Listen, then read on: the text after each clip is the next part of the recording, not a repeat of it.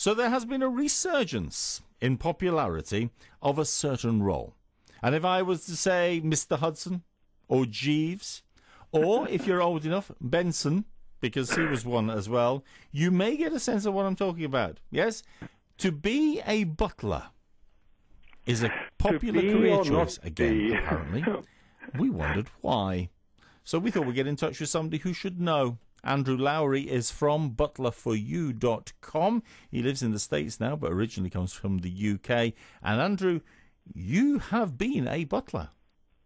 I have buttled around the world. That is correct, yes. Started off my elusive career in the United Kingdom. A position landed here in the United States, and yes, the dollars did attract me, I must say. But it goes a lot further than the dollars. It really has to in this profession. You actually buttled for a while at Buck House, didn't you? Yeah, that was part of our college training. They used to send us off to Buck House when they had big state functions and needed extra staff. I was never there full time, but it was just an experience to be part of all the pomp and circumstance. And nobody does it like the Brits. Well, I would imagine that would be the place where most people would kind of think, the pomp, the circumstance of a big state occasion. That's where you expect to see people in inverted commas, domestic service. But actually, for normal households, is there much call for butlers these days? There is. I mean, there is new terminology. Yes, I trained as a formal butler. In this day and age, I think more butlers are now called household managers, estate managers. It's interesting because when I meet a lot of people, they say, "Oh, I'm a butler." I say, "Oh, really?" I said, "So, how many sets of, tails do you have?" And all. I go, "You won't catch me dead wearing a uniform, with tails and white gloves." I said, "Well," and I quietly think to myself, "Well, then you're not a bloody butler, are you?" You have to be your Downton Abbey. You have to, get dressed up in that to really, fill the role of a butler.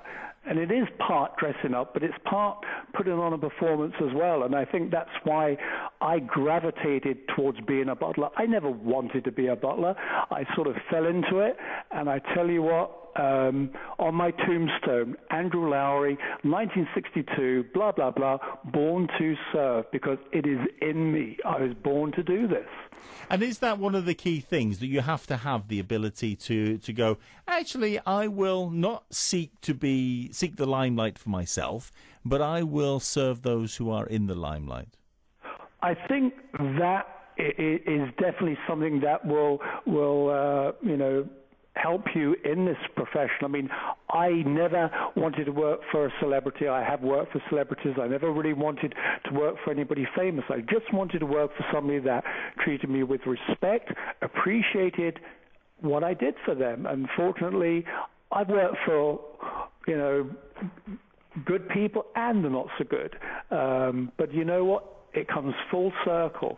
I have worked for extraordinary, generous people, and I'm like, oh my God, every time I've gone to give them my notice, they basically, on pleaded knee, beg me to stay. And it's rather nice because you become more than just, a face in the family. You know everything before they know it themselves. You know where they keep stuff. It's just... You become indispensable, you really do. The ability to keep the odd secret or two, I would imagine, would be quite important. Well, we've obviously got your stories of Paul Burrell and whatever. All I can say is, you do a kiss and tell story, you will never work again. Yes. And I can assure you, I've worked for enough, quite well-to-do people. I could have written 10 books and then some.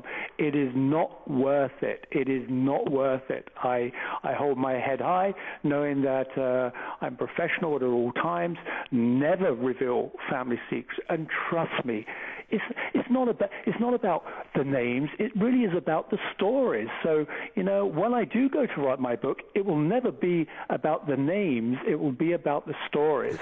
Yes. And for folk who they're getting into this and they want to do it and so on, what would you say is the sort of the thing that they can expect, because there is a perception, I think, in books and so on. I mentioned Jeeves, for example. You know, Jeeves was the sensible one in the relationship, kept Bertie on the straight and narrow, made sure he didn't go astray. And is there a sense that for a good butler, it's a partnership with their employer? Absolutely. You have to, you know, I see so many colleagues that have, you know, been butlers for certain people, and there just isn't that synergy, there isn't that connection, and, you know, it doesn't work. If you've got an employer that's sort of second-guessing you, and he doesn't allow you to do what you do best. When I was placed here in America, you know, I was in this job for 6 years, and when I resigned, my old boss came back to me and said, "Andrew, I just want another you." And I said, "Well, can I be honest?" He goes, "Sure." He goes, "You're never going to get another me." He goes, "But why? You made things happen as if by magic and effortlessly." I said, "That's because I was doing my job, sir." Yes. I said, "Do you really want me to point out everything that I used to do for you?" I said, and I started to tell him a few things. He goes, "I never had any idea you did half of that." I said, "Exactly. That's what a good butler does. He makes things happen as if by magic." Do you think there's a future for the profession then, Andrew? Absolutely. Absolutely. You know, people talk about, the new money, they're so crass, and they're so, you know what? They can be taught how to handle a butler. It's interesting. When I came to the United States, I didn't know at the time. My employer had sent his wife to be trained at the Ivor Spencer Butler School. So he knew exactly what to expect from a butler. I didn't know this till after the fact, and I was like, "Oh my God." But I tell you what, she did good, because, you know, she treated me with respect. She didn't overwork me. It was a wonderful relationship. And to be honest, I think in this day and age, every household that is considering hiring a butler, they should, you know, go to the likes of Sebastian and be given a little booklet, a little manual on how to treat the butler and how to act within the home with a butler, because a lot of them do not know, and I think it goes upside down. You know, relationships don't work out because they are somewhat intimidated, and that's not what a butler's role is within the home, to intimidate and to belittle the family. That's so not what we're about. It's fascinating to see that this is starting to have a resurgence in popularity. Could you be a butler? Would you be a butler? Get in touch. Let us know. 08456 300 400. Andrew Lowry is from butlerforyou.com. Andrew, thank you for opening the butler's pantry and giving us a view of what it's like.